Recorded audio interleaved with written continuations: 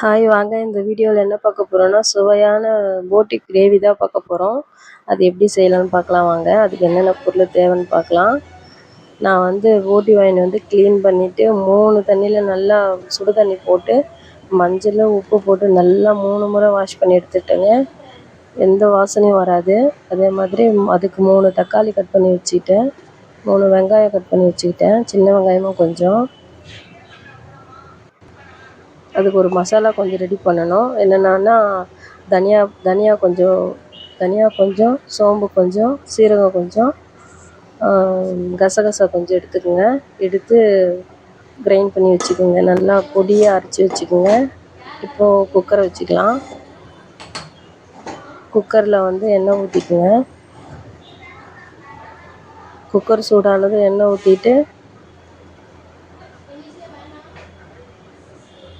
Friends பார்த்தீங்கன்னா இந்த போட்டி கிரேவி போட்டி சாப்பிட்றது ரொம்ப நல்லது. வயிற்றில் புண்ணு இருந்தாலும் ஆறும். பிடிக்காதவங்க கூட இந்த மாதிரி செஞ்சு கொடுத்து பாருங்கள், ரொம்ப சாப்பிடுவாங்க அவங்க.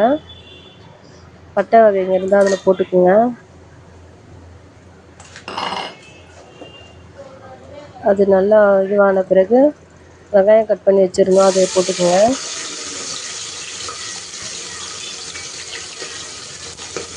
மாதத்தில் ஒரு முறை செஞ்சு சாப்பிடுங்க ஃப்ரெண்ட்ஸ், ரொம்ப நல்லது. போட்டி எல்லாம் குழந்தைங்களுக்கும் கொடுங்க, பெரியவங்களும் சாப்பிட்லாம்.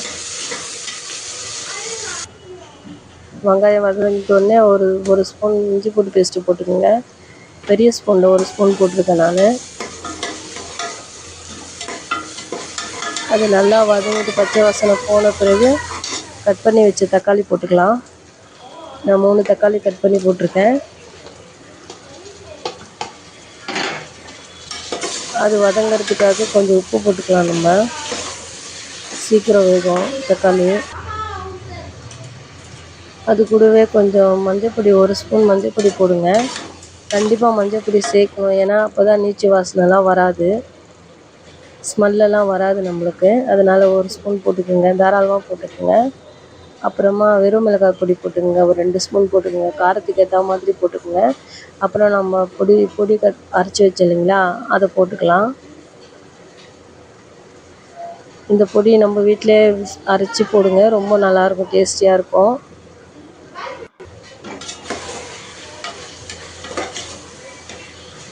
நான் ஒரு ஹோட்டலில் சாப்பிட்டேன், அவங்க சொன்னாங்க இந்த மசாலா இந்த மாதிரி அரைச்சி போடுங்கன்னு சொன்னாங்க. அப்புறமா நம்ம க்ளீன் பண்ணி வச்சுருந்த போட்டியை போட்டுடலாம். அதில் போட்டுட்டு கிண்டிடுங்க. கிண்டிட்டு 1 ஸ்பூன் தண்ணி ஊற்றிக்கலாம், ஒரு சொம்பு தண்ணி ஊற்றிக்கோங்க. அதில் 1 சொம்பு தண்ணி ஊற்றிட்டு உப்புலாம் எல்லாமே கரெக்டாக இருக்கா, காரம் உப்பெல்லாம் கரெக்டாக இருக்கான்னு பார்த்துட்டு விசில் போட்டுருங்க. ஒரு 5 விசில் போடுங்க, நல்லா வெந்துடும்.